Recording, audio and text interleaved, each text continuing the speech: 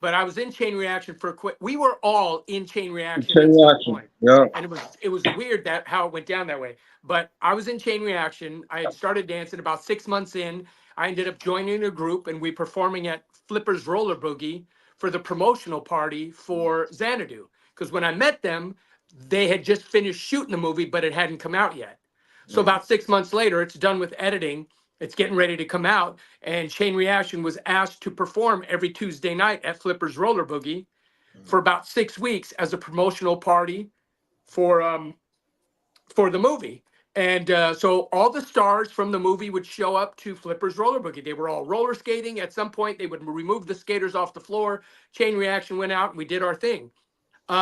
Now, I wasn't a locker yet. Now, they were doing two numbers that night. So the originals were doing the locking, and then I came in to do the popping because apparently Bob and uh, uh, oh, what was his name? Mike Donnelly Mike. weren't as strong with popping as they wanted to be, I guess, or whatever the case may be. So, but Yeah.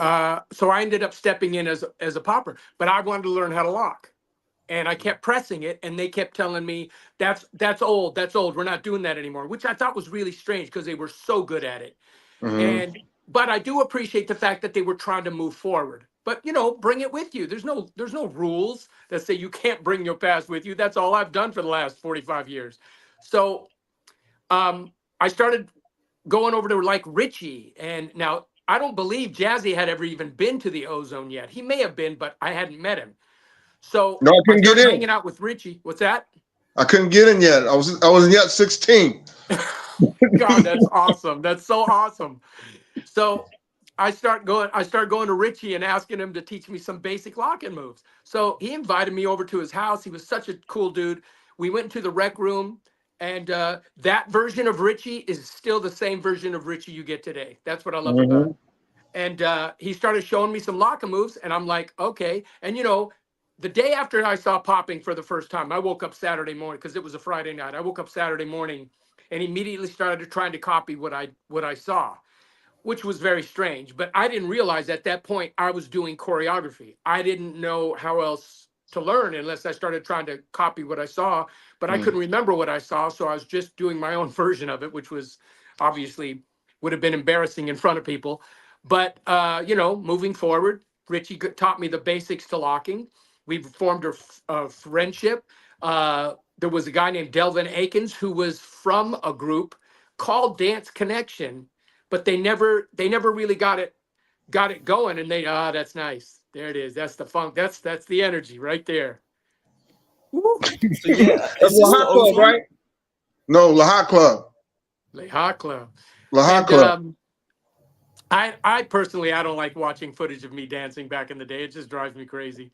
Um, but so I started learning how to lock, and then started talking to Delvin, and me and Delvin started working on popping routines. Delvin could lock a little bit, and then we started to put this group together. And Delvin introduced us to Jazzy. He goes, "There's a guy at my high school, and he's really good at this and that and here and there." And Jazzy came in. We met him day one. We started showing him No, it was choreography to Kaleidoscope. go It to the was group. Kaleidoscope Club.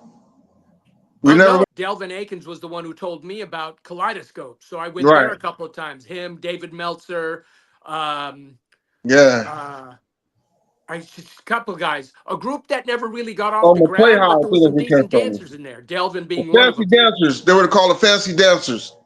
Oh, is that right? Yeah.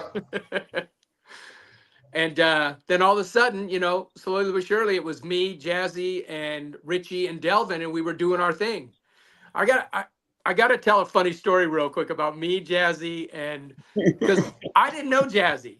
Delvin brought Jazzy in, and Richie and Delvin already knew each other, so I was kind of the odd man out.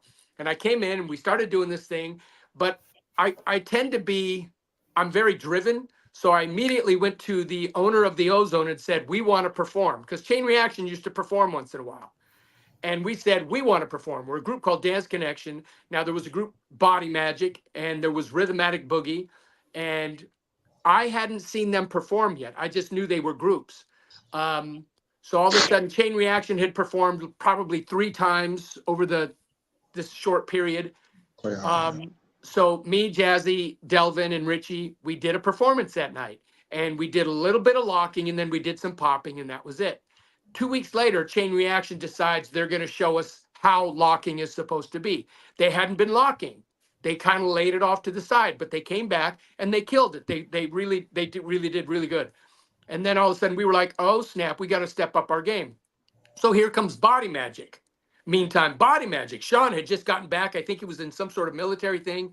Sean throws Body Magic back together again. They come out and they did a number, and they were good too. They were really good. Sean was one of the funkiest lockers I'd ever seen. Yeah. So, yeah, Panda lock. exactly. And so Panda. Yeah. we watched Chain Reaction, and then we watched Body Magic, and then we came back. The four of us, we were working hard. We were going to the ozone. At this point, for I don't know why, but we had access to the club. We were literally able to go in there and rehearse on things, either there or Richie's rec room. So we were Or the rehearsing, courtyard, the putting tennis together numbers. courtyard outside. Say that again. The courtyard tennis when they play tennis outside. Yeah.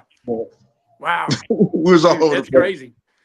And so we came back and we did a number that we had created a Dance Connection banner, and there were two exit doors on each side of the DJ booth. And we had people come hold the banner, and somebody came, looked like they were going to come busting through the banner, but I came running through the wrong door.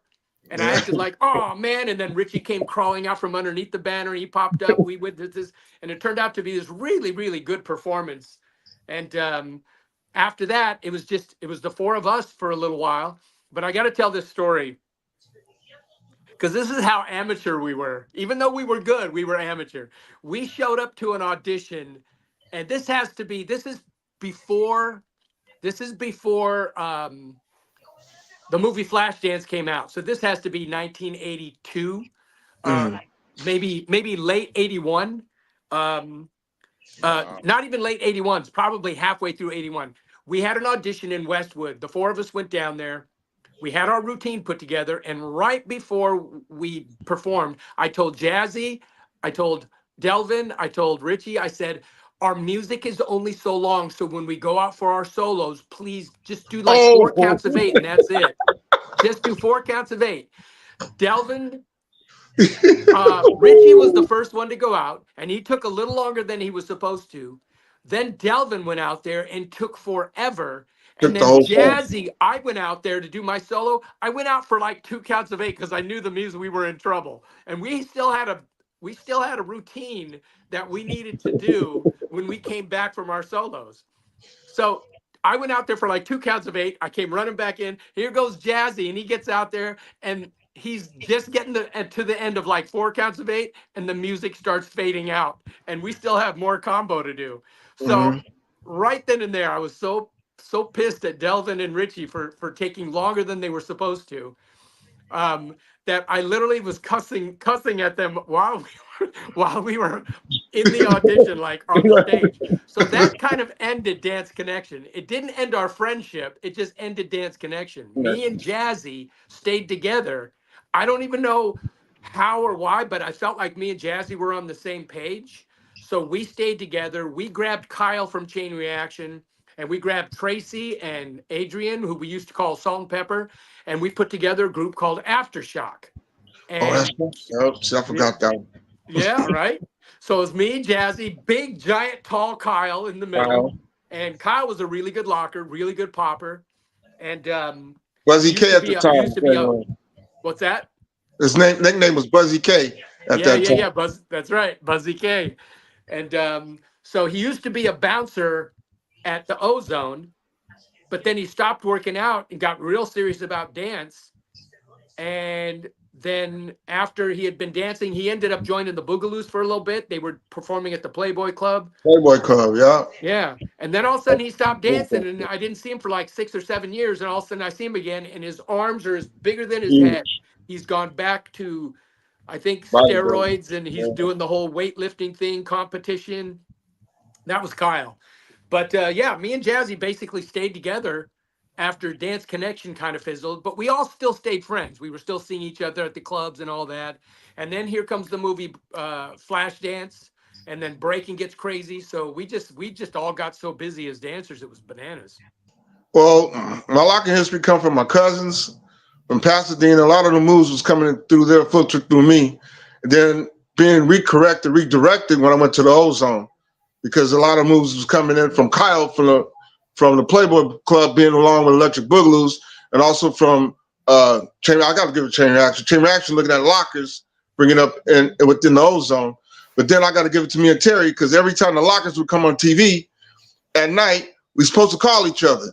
So that's how we learned a lot because we didn't have no YouTubes or video or tape, whatever. It was phone. Are they on right now? Go boom in front of the TV. We watching the lockers. If they are Saturday Night Live or Midnight Special, whatever time they come on, that phone be dial up, boom, on the phone. And then I started off with Dance Connection, which is a lot of foundation. Learned a lot of stuff from Richie, the directional points, whatnot, and then it came to LACD Rockers with Terry. I give Terry a lot of credit on this too because he loved to do routines that most generally he made up most of them. We try to put some moves together, and within means of going around Terry. But even Camelot Jr. would say, "Yo, Jazzy, Terry be watching me taking your moves, and you twist them around, throwing the routine in front of you, tell you can't do it. Then he goes behind your back and do them, So, but anyways, yeah. So I started with Terry. And then I went on after that. Went on with the Lockers. I joined up with the Lockers, and I already had the foundation of locking, which I did. But Fluky was flying us all up in a line when the Lockers are back and told me I didn't know the key. And I said, "What's the key?" And then we went to do the rap song. It was up, lock, twirl, point. That was my part of this rap song. And then when I was doing the rap song, I was kind of doing it on and off beat. And then they said, "No, sing that part again. Up, lock, twirl, point. Come on and rock this joint. Now do your locking like that." And that's when I learned the key. It's up, lock, twist, and point. You see it? You see it? It's over here. Well, anyways, you see my arms? Or you see my finger? Yeah. But anyways, yeah. So that's pretty much it. A lot of it came from being with the LAC Rockers. That was the foundation in between, because we took a lot of stuff within ourselves. We took locking a little bit further for me, because I learned I said I need to demonstrate. I learned a lot of different types of points within being with the LACD Rockers. Even our popping skills got on a whole nother level, So for us, how we generated ourselves, and we made a name for ourselves being on different TV shows and traveling, and we put in our work. Yeah. Well, popping is really how you're most known. For those who don't know, Jazzy J joined the iconic Electric Boogaloos. Yeah, joined Electric Boogaloos. That's what I was fighting. See, the thing with I looked at these people on TV and I said, I saw that and I go, I want to do it like that way, Electric Boogaloos. And I honestly, I got so good at it that I'm able to join the Electric Boogaloos. That's how serious I got with this dance. Even with the Lockers, I saw the Lockers. I said, I want to lock just like them guys over here. With them, I got to join the Lockers. I even got to be in Tony Basil's choreography on her TV shows one night. Me, Terry, too. We went all over the place. But yeah, with that said, yeah, I developed myself where I want to dance with the best. That's how I felt. Whomever it is, even Full Circle out here, these different groups that I joined out here that I've been keep going. I want all the ones at the top doing their thing. That's who I want to be with. That's how I develop myself. Even this age right now, about to be, my birthday's coming up. Imagine in 6 days? My birthday's coming up October 6th. I'm going to be 61, and I'm still on my game. I'm still on my game. If anything, it's got stronger on because I'm able to concentrate more. Huh? Knowledge and wisdom, homie. Yeah, and age, because it hurts when you don't do the right thing. I'm kidding. But dig, yeah. Knowledge and wisdom. And you sit back and you go, instead of flying through it and whatever, you go back and you go, whoa. You start developing your technique, and you start watching yourself and watching others instead of being that battle. I was always in that battle zone. But it's not against people. My battle zone was against me. Yeah. Because I was going to go, oh, I should have did this, or that don't look as good as that. Or, even with my locking got to where I wasn't doing it as much. I was doing it, but I was being filmed as much because people would gravitate to the popping. But I remember, rest in peace, Shabadoo. Shabadoo got mad at me one day. Me and Shabadoo used to go back and forth. I love, man, that's my love. But he told me, he goes, Jazzy, you keep showing me this popping stuff. When you gonna start showing me that locking stuff? So now, in between certain things I would do, now when I do a solo, now I try to, if I'm not out of energy, I will pop and try to put my locking in it, on stage with it as well. Yeah. Well, you mentioned battles. What I really would love to ask you guys about is how was the battling back in the day? Because this modern concept of the way it's so organized, I mean, that's something that I really see come later on. So, like, I hear that in your guys' day, it was much more to do with crews and routines. Am I right? Yeah, I was a battle fanatic. It's not just crews. If I see you with leathers in your jacket, I'm stepping to you. And to me, it was just how it was. And here's a story that between when was that club called Max. Here's one battle particular, because it's the one point of the LACD Rockers, we wasn't hanging out as much in the clubs or together. We only get together when it's time to do a gig or so. I mean, individually we'll hang out, but to go to clubs, it was kind of fading out for us. But I went to this club called Max, and there was this group called Ground Control, and they break, because that's the only thing us two LACD Rockers, I give it to us, this, we knew how to break as well as lock and pop. So I had my swipes, I had all that together too. You know what I mean? I was better than Terry, but because he had head spins. His one was a little faster. Mine got good too, but so this what happened was they were, I was by myself as usual. So I ended up battling them. And then they went to school, because I'm still in school. I mean, part of knowing the people still in high school and within junior college and all. But they went back and was telling people that they turned us out. And I said, what? And I was able to get all the fellas together. He's going to laugh on this one. I get all the fellas together. Finally got Anthony, finally got Terry, Renee, all of us finally went to the club. So we there, and the Ground Control was deep. I mean, it was like more than 12 people. It was on 4 of us, 12 of them. But we convinced to start a battling. So we pop and we lock and we started breaking too and started heating up. But Terry got a little too hot. And the floor is plexiglass, yeah? They got trip lights underneath the floor, so you can see the floor and illuminate with lights and different stuff, because it's a dance club. Terry was locking. I mean, it was hot. We was tearing them up anyways. Terry was like, who was there? Andre Simone and Tina Marie was there too. Probably was showing off because we trying to get in their videos or trying to work with them anyway. So everybody's letting loose. So we got more than just the audience. We got some entertainers that was up in there. And so Terry's getting loose, locking. I mean, whoa, Terry don't do butt drops every now and then. So I knew the brother was hot. He went up, he did a butt drop. Yo, we got yay high. And he landed, he went through the floor.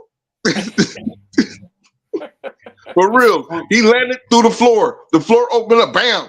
The floor, that was the end of the contest, which we was tearing them up. And the club after that closed down too. They had to repair the floor.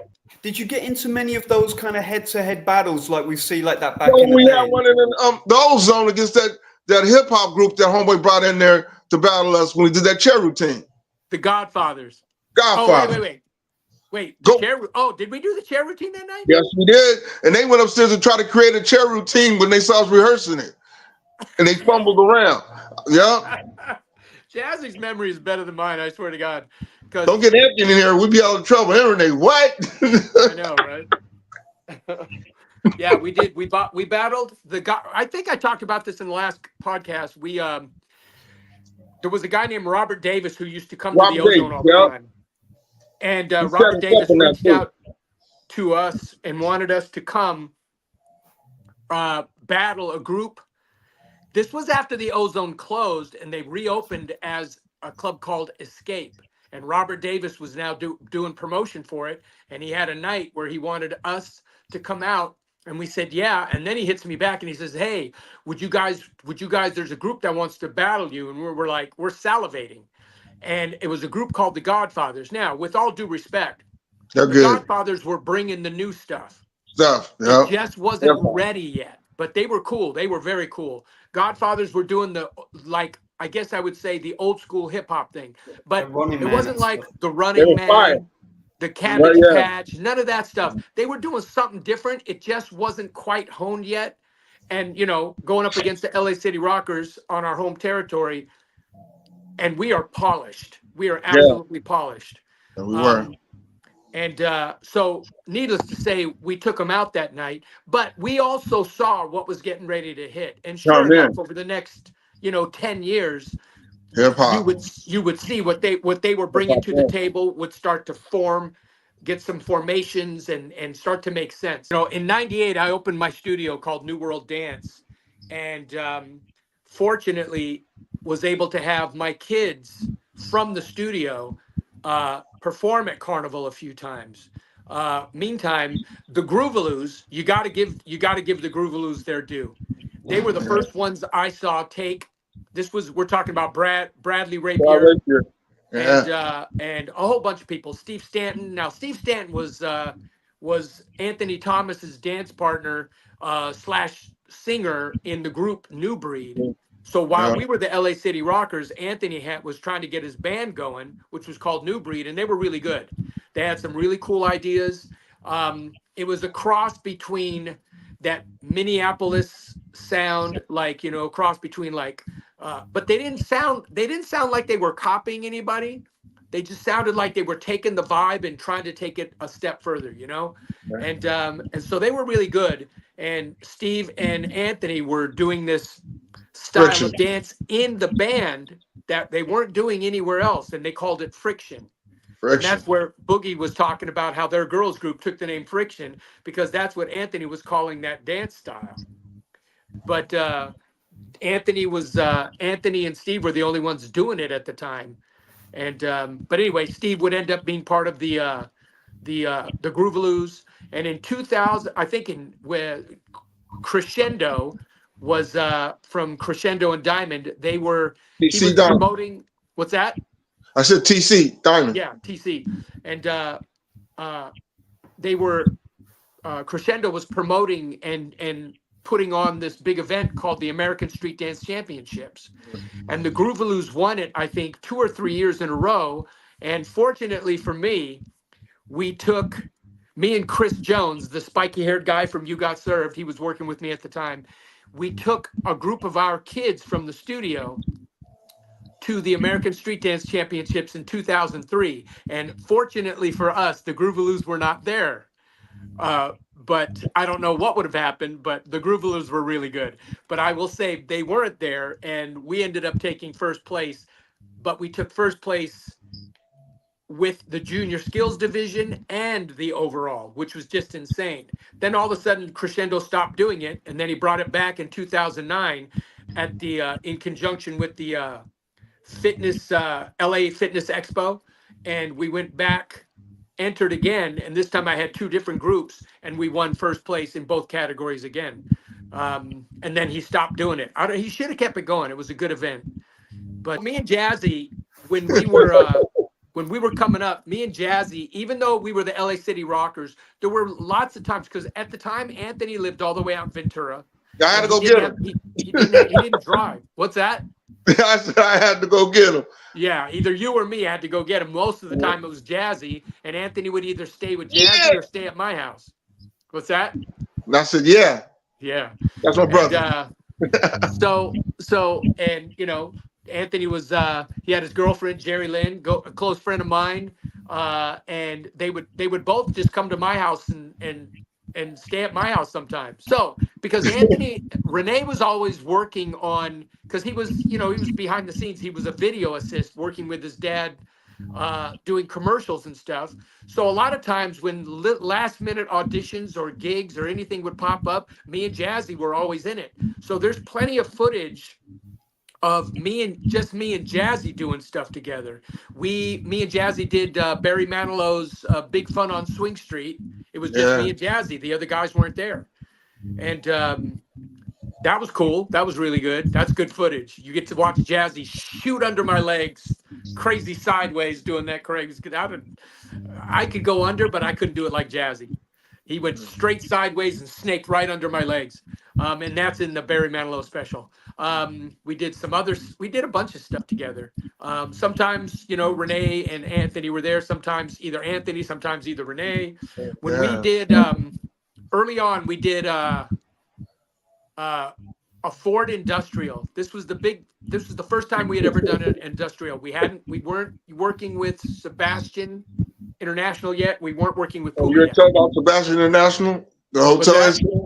Sebastian International, the hotel incident. You already talked about that already? Though, yeah, I don't know if we did. They made the horrible. First time we went to New York, we went with Sebastian International, and me and Renee used to argue all the time. We would end up becoming best friends, but we all used to I argue know, all right? the time. Would you figure? Yeah. I I know. started the group. They said I didn't start the group. I brought all of them together. The Yes, only sir. thing I didn't do is make up the name. Because my name I have for the group was called Drop Socks. That was a good name. I didn't like it at the time, but later I was like, "That's funky." That was funky. I just drop socks because my little lockers and put our socks up because I said to have a colorful socks, put them up, and we'll lock and we'll drop our pants over our socks and we'll pop. That's what I meant. Yeah, no, that was a good name. I liked it. International though. When the story about I didn't understand it at the time. Huh? I didn't understand. I didn't like at the time when you came up with Drop Socks. I liked how it sounded. I didn't think it was good for marketing. Yeah. Later, I would be like, you know what? Drop Socks was really funky. That would have been cool. But I said LA City Rockers because I felt like it would. And you guys argue about that too, you and Renee. Well, it was LA Rockers versus LA City Rockers. Oh. We were going back and forth. He was saying he made up the name. You were saying you made up the name. Then you guys came up to. I was sitting right there when y'all was going through the name. They argue and debate about everything, yo. This was a trip. Right. But I love them though. Even they go through it, they close as can be. But it's competitive. Yeah. Yeah. But that's probably why y'all still play golf together. Oh yeah, absolutely, absolutely. You know who I would have loved to have seen join the LA Rockers? Pop and Pete. You forgot. Rock and Rob. Rock and Rob. We got Rock and Rob. Okay, I'll tell the story about Rock and Rob. We tell some dance stories. Rock and Rob. This one, I guess, because we should switch all the members around. This particular story, because I used to flip Rob. Rob used to do a flip on stage. You put your hand out, it goes into your hand, you flip him up, he goes around. But this particular time, I wasn't one of the flipper. So whoever flipped him, I think he over-rotated and he landed on his back. But he landed on his back. I know it's not funny, but it's funny. Because I was there, but how Anthony described it. He landed on his back, but he wouldn't move. So they kept dancing around him. He wouldn't. I don't know if he never told me he was in pain, but they said he didn't move. He just stayed on the floor. So yeah, Rob. Now, here's what's funny is Rob was what we called one of our alternates. Jazzy was the one who brought him in. Great dancer, really good popper, really good dancer. He ended up doing anybody, Captain EO. It was Paul said the four poppers in that. No, it's not Captain EO. No, Thriller. Jazzy did Captain EO. They did Thriller too. I didn't do Thriller. Yeah. No, the four guys that were in the popping, that was part of my Michael story when I told you guys last time about Michael calling me at home and me freaking out, blah, blah, blah. We ended up going to Michael's house and we didn't know. Paula Abdul did not tell us it was actually an audition. We just thought he wanted to meet us. He ended up asking us to dance while we were at the house. We weren't ready, so I had to run out to my car and grab a cassette and come back in, and we just threw down some routines. But it turned out he was looking for poppers for the Thriller video. Now, we were already working with Puma at this point. So when they did the Thriller video, I think we were in Chicago for like 5 days doing an industrial.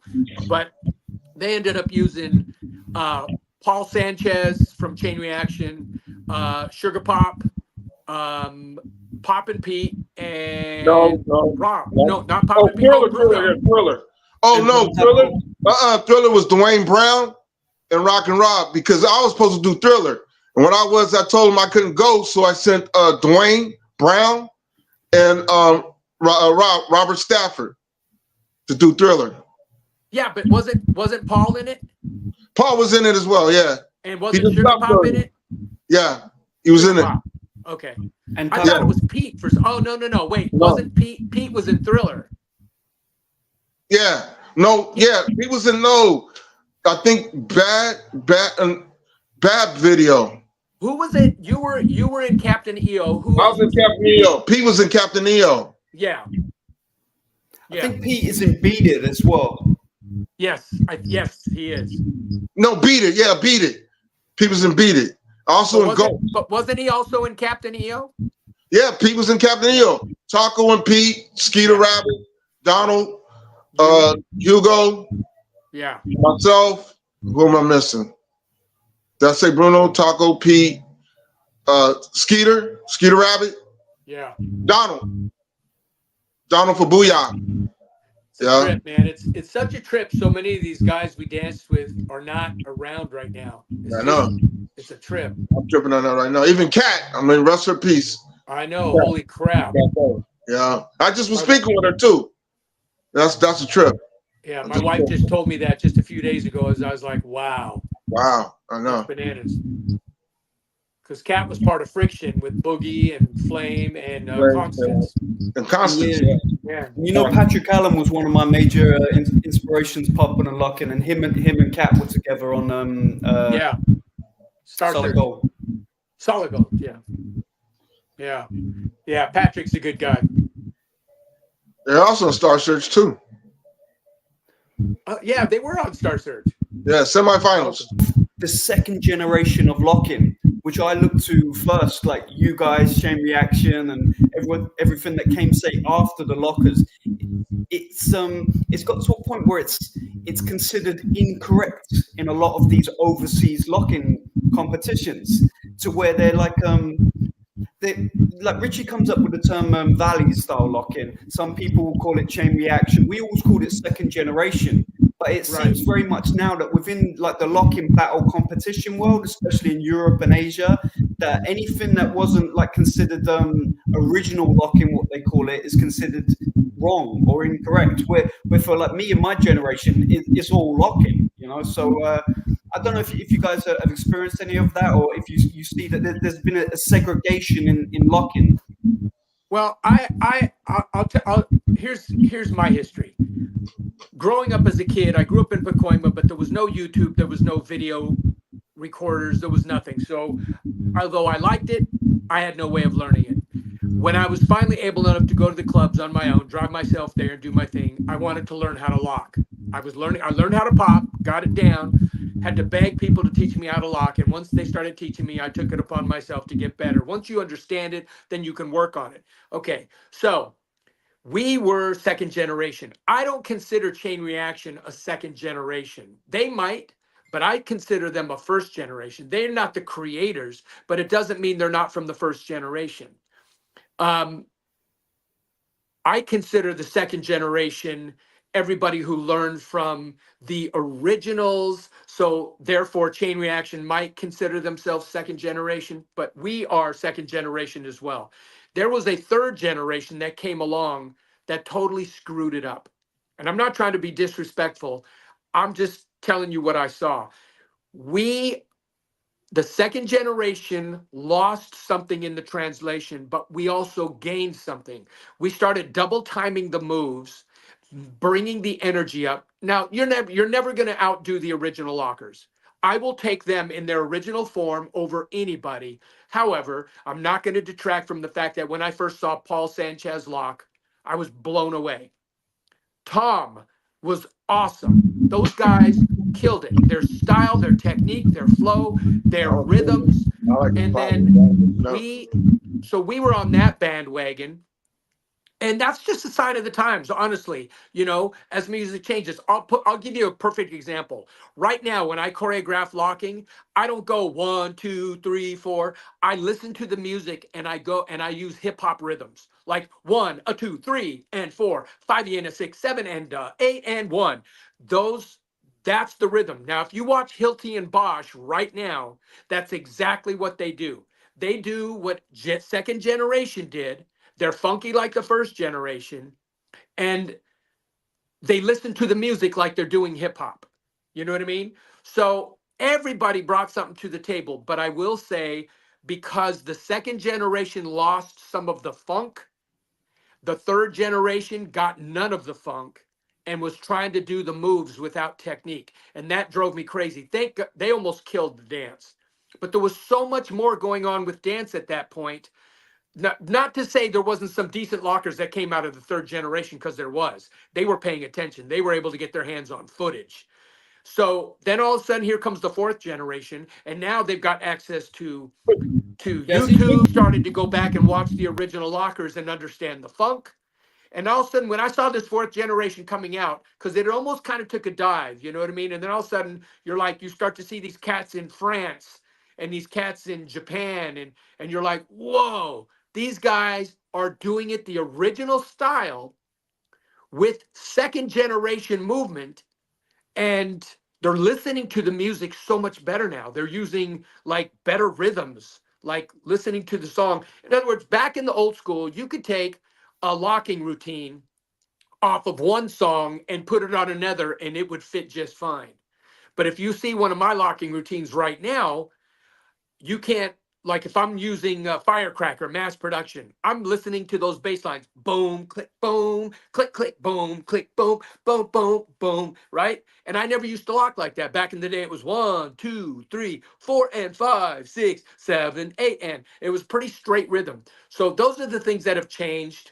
Second generation brought something to the table, but lost a little something in the translation. But being second generation, we brought some to the table, but I feel like I became a much better locker way later in life, because at that point I had already gotten to work with. I didn't never worked with Shabadoo, but I hung out with him. You know what I mean? We hit the clubs. He would give me pointers, and then worked with Greg a lot. Greg to me was one of the best lockers ever. I swear to God. And me and Jazzy got to work with Greg a lot, and that was cool. It's progression, because moves progress as the dance goes on and as the music change. So I can't say it's better, and I can't say it's worse, because if you take the people right now and say they're the best and the best, you take them back when the lockers were creating it, they wouldn't be the best of the best, because they would be there when it's being created. And then even there, and then if it says that and saying Michael Jackson's one of the baddest lockers too, if you see the Jackson's lock, all right? So we go there with that. But anybody right now is progression. I mean, I see cats in Japan and Korea. I mean, they got moves. They go from an alpha to this. I mean, locking it up, and right there, boom, doing flips, doing all kinds of like fire lock. I got the hood lockers out here. There's a lot of people that's able to see, able to watch. That's with the progression, and then jump in it. And plus, you're younger. Legs are younger. You're able to do splits and stuff. You're younger. Energy's much more fire. You know, I mean, I had stopped drinking a long time ago, so I ain't got that fire to use for my fuel. So it's just coffee. But anyways, that was a joke. I got to give somebody something. But yeah, but dig. So I can say, I just say it's younger progression. Just like Terry, I can say this to you. When you first started popping, the moves are not the same as the moves now. The moves like it went way over there. I mean, it's way higher level somewhere else. But when we first started popping, we was just doing a twister flex, doing one little vibrate. You was happy you could do, Boogaloo was trying to boogaloo all over the place and trying to correct the old man. I mean, now old man left, right, ground moves, all kind of stuff going on. They doing ground moves. I'm like, whoa, my legs can't even think about doing that when they doing now, because they taking they see now. Jazzy, you selling yourself short. I just watched you. I just watched you online again the other day, and I'm like, people to this day, I understand what you're saying because they're doing some crazy stuff, but you're the reason they're doing that. I am not kidding. That's for sure. All right, I'll be quiet. No, I'm just saying, you give yourself credit, man. Yeah. You were the first one to go down there and do it the way you were doing it. That was bananas what you were doing. Yeah. Thank you.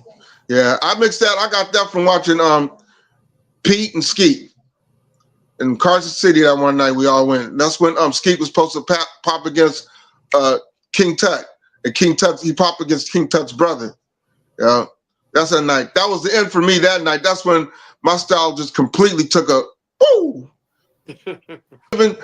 Thanksgiving day off from school to work out, boom, it just, the levels just kept going. It never stopped. They went on further, but it never stopped. I love the way that Skeet and Pete locked. Like for me, like I put the Boogaloos with you guys as like, you know, that especially the Swan Lake piece. That's a like a combination of Electric Boogaloos and LA City Rockers. I mean, I look to that all the time. Yeah, Skeet. It was an absolute honor to work with Skeet and Pete. Absolute honor. I remember the first time, you know, I don't know. It's so long ago. I reached out. Me and my first dance partner, Steve Moore. We went out Be to. more. Boy. Yeah, we went out to a club. We heard there was a dance contest. It was Noah's Ark. We went out there. We entered, and there was like a couple of girls who went out and they were whacking or doing whatever. There was a couple that went out and danced together. They didn't do much. The girls were good that were whacking, but then all of a sudden we had already performed, and now we're just watching. We're thinking, oh, we have a chance. Because we did pretty good. All of a sudden, Pete and Creepin' Sid step up, and they're not even on the floor yet. They're all the way over here. Music came on, and they just started doing the walkout. Boom! And the way they were hitting, me and Steve, just our jaws hit the floor. This was so early on for us. I'd never seen the Boogaloos. All of a sudden, here they come, and they walked out to the middle of the floor, just in sync. Boom, hitting that crap. And then all of a sudden, they just went off. They did the routines and stuff, and we were just like, "Holy crap! That's what we're trying to do right there. That's it." And they used to be a fixture at Noah's Ark. So after that, once in a while, we would go down to Noah's Ark just to see if we could catch them. But it was weird because they were either working or they were doing something. And I remember somehow, I think I got his number from Kyle, and I reached out because if I'd asked Paul or Tom, they weren't going to give me Pete's number, but Kyle did. So I called Pete on the phone, introduced myself, told him my first time seeing him, and I asked, "Where you guys going to party tonight?" He literally told me, and I don't remember who was there with me. It could have been Jazzy. I just don't remember. I went to the club because this was later on after me and Steve weren't dancing anymore. I was at the club. We were at Osco's. I was out front of Osco's, and here came Pete. And he was with Skeet, and he was with somebody else, and they were out front. And all of a sudden, Pete just did this crazy little twistoflex move, and he turned his head, and his face did this weird thing. His eyebrows went click, click, click, click, and I was like, "This did he just pop his eyebrows?" And then he did a smile. He went click, click, click, and he went click, and then he went and he took off, and I'm like, "What?" So I went in the club, and that was the first time I ever saw because I was still new to this. That's the first time I ever saw anybody do the cha-cha, which was Skeet. He was dressed in a zoot suit. He was on the floor. Song cha-cha rhythm came on. He started doing the cha-cha.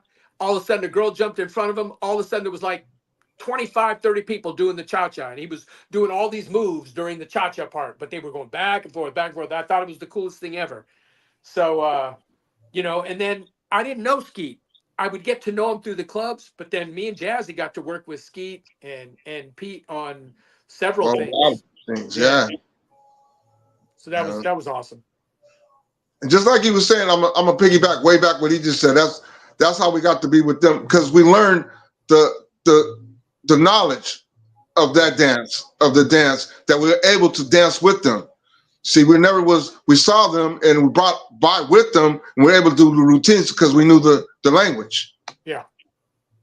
That's even with the lockers, with the language. And as you were saying before, how the battles would go, the battle was like this. We'll end up popping against somebody, and then we'll turn around and say, "Yo, can you lock?" We always bring that up because you get tired of popping, because I'm telling you, I was wearing people out. I ain't gonna lie. I mean, I could say I lost a few, maybe, yeah. But as in me popping, I would pop it, then I'll turn around and say, "Can you lock?" And I would just start locking. And you guys were all breaking as well. I mean, well, that came in later. That beauty, locking, popping, and breaking together like that, for me, I love all dance, but for me, locking, popping, and breaking is like the trinity of hip hop. Yeah, that's what we were doing Sebastian International, and here's what's funny is that night, me and Renee got into a really stupid argument like we always used to. So I left, and I just went out on my own, and it wasn't night yet. It was early night, not New York night.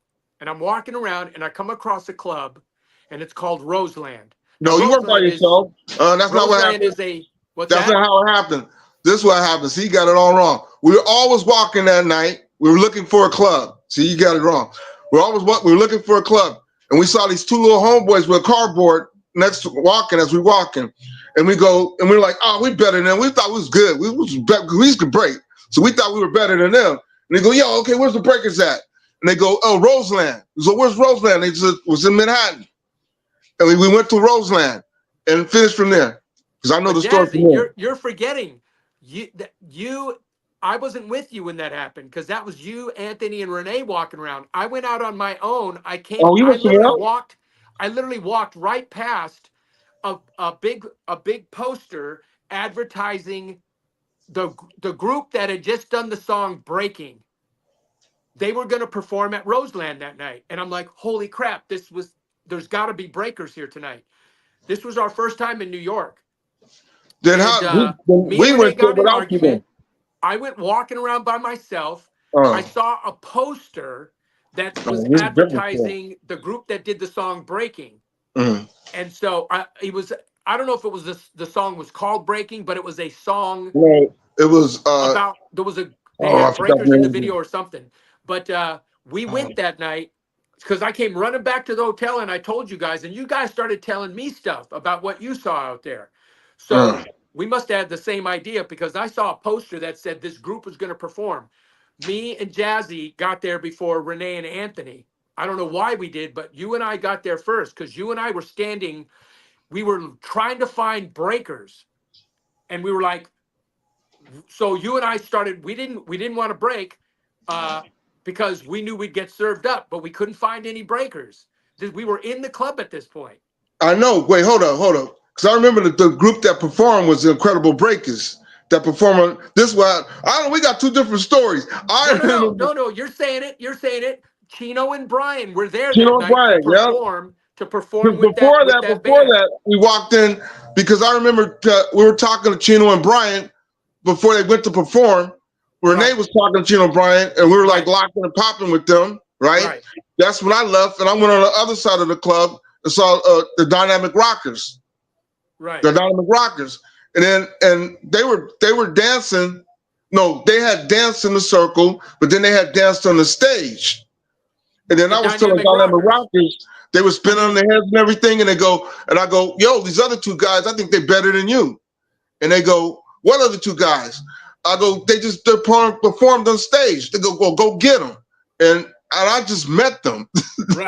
Right. I just met them. I brought over 12 guys over to the dressing room, and they go get them. And I go, I just met these guys. I don't know them, like, they just got through performing.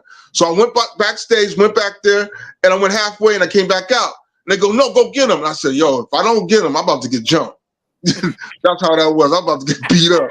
So I went backstage, and I spoke to, it was Chino. I spoke to Chino. I said, Chino, yeah, these guys out here, they want to battle you. And he goes, oh, for real? Oh, no. Okay, we'll be out there. We'll be out. Talk to Brian. I go, don't worry, we'll be out there. And I said, okay. So I went back and I spoke to them. It was Kid Glide. It was Glide. It was all them. Yeah. And woo. And then I said, they're coming. They're coming. They better come. I said, they're coming. They came out. And woo, that was the best breaking that I've seen to this day. Yep. To this day, by Chino Brian. Served them up. And Dynamic Rockers will tell you, it was crazy. Yeah. Chino and to this day, I'm cool with them. Chino, and I got Brian had the crazy backspin. And, Chino was doing moves that would still hold water today. Yeah. It was crazy. And besides that, then he went back to the hotel, and that's when Renee loved to eat his sunflower seeds, remember? Right. And his Pepsi. And I don't know, we was clowning something, and his Pepsi spilled. And Renee loves his Pepsi. Right. So, and everybody went, whoa, Renee's Pepsi spilled. We always making jokes all over the place. Then Renee goes, yo, you want to see a magic trick? He was looking at me, and he had these crackers. And he goes, watch these disappear. And he went, crack, crack, crack, crack. He crumbled all these crackers on me. I said, what? And then we started wrestling with the crackers. Before you know it, damn, more or less the ceiling. The curtain came ripping down. The TV almost got catapulted out the window. Out the window. Anthony grabbed the TV. I mean, but long story short, we caused like $2,000 worth of damage. It was pretty ugly. Roll. Yeah, that was the last gig too. we opened. I remember me and Renee were the last ones out of the hotel. We were bolting because we were going to miss our flight. I remember we were walking out. You guys were already running down the hall to get the elevator. We're walking out, and me and Renee turned around and looked at the hotel room, bro, because we had brought in, there was 2 beds and 2 cots. So it was crowded. The cot got twisted. and the room looked like a bomb. Literally, a bomb had gone off. It was crazy. I think we need like a LA Rockers like reunion. That'd be nice. Yeah, absolutely. So, yeah, at some point, I can't imagine it wouldn't happen. Jazzy, if there's anything you want to shout out before we cut off? Yeah, I want to shout out that I'm still alive and I love God. Praise the Most High. Oh, and I stopped drinking for a long time now. I'm going on a year, almost 2 years now. So I'm good for that one. Nice. So, and my locking I got some new points. Teach me. Don't you call them pointers when you give them to people? Oh, yeah, pointers. Oh, that too. Yeah. I got pointers for points. I got pointers for points. Yeah. Wow. Terry, anything before we're going to head out? No, let's just keep it going. Let's see who we can get in here and start talking about the old school. This is healthy for young people because I'm constantly pushing on all my students because, I'm still teaching a lot. And I'm constantly pushing. It's incredibly difficult to know where you're going if you have no idea where you've been. Now, some of these kids that are learning how to dance right now, coming up, they're getting really good. Dance is through the roof. I'm not kidding you when I say some of the best dancing you will ever see in your life is happening right now because these kids are really good, really good. But the best ones can turn around and throw down locking and popping because they've been paying attention. And that's why they look so good doing everything else. Everything's old and becomes new and old and new again. Yeah, that's all I can say. Because they always say, you're still doing that old dance. And then we have to refer back to the ballet and we got to talk about tap and we got to keep that mentality going. Okay, that's old, but it's still new and new again. So, I mean, and also we have to respect the fact the music makes the dance. Music moves the soul. Because within that means sometimes they can't get used to that funk or R&B but it's so weird because the rap got that funk and the R&B in it. Yeah, so within the means, because you can take the rap lyrics and do some locking to it instead of moving it like even with the popping. You move the popping, you're popping to the lyrics. You did. Yeah. You're still on that vibe on that beat within the means. Yeah. So it depends on the person, and it's hard to say and hard to do. Yeah. You got grooves. There's a lot of people. I can say this: there's a lot of people be going to the house dance classes, but when you get them going to the clubs, you like little clubs, you don't see a lot of people house dancing hardcore. You just see the OGs that's doing it. You'd be like, where are the other people that be taking all the classes? Exactly. But, that's exactly right. And what fizzle, I gotta say fizzle. Everybody they know from New York why I said fizzle because it's a dance studio we used to go to. But what fizzled and fizzled out because there's nowhere place that we used to have. Brian Footwear Green was one of the person used to put us on the map with all dances, the house dance conference. Now we have Behind the Groove within the means, but even that after the pandemic came and hit, bam, a lot of these clubs went. And people get mad at me when I say this too. When our mayor took out them cigarettes, I know Terry loves this part, but anyways, let me say this because Terry gonna say what he's gonna come in with. When they took smoking out of the clubs, because Terry can't stand smoking, but when they took smoking out of the clubs, it ended up because a lot of people who were looking at stuff was at the bar smoking and drinking, but then they can't sell no liquor, none of these smoking and drinking, so a lot of the clubs here went, and everything went, and then. We were fortunate to come up at a time when the club scene was, what it was. I mean, for real. The 80s club scene can't be touched. The 70s and 80s club scene can't be touched. And dance was going through its revolution, the 70s and 80s. It truly was. Because we even had clubs that was 16 and up and 18 below or 18, 21 below. Because you couldn't get, Kaleidoscope, certain clubs you can't get in. LTD, if you're older than 18 or older than 21. No smoking, no alcohol, just people who wanted to dance. Yeah, and they were full. Even over the hill, but we say over the hill in Hollywood, they were full over the hill. Yeah. Cool. Too bad I missed you and with you and Renee. Then this was we being at. Then for one day we all get us all together, man. It'd be nice, Oh, it's gonna happen. Yeah, man. So my heart goes out, and I'm still dancing whether I like it or not. Just something I tried. It can't. It's attached to me, you know. So, and every time I do or say anything, I always bring up from Terry to Renee to Anthony. I always bring y'all up because y'all was my brothers, man.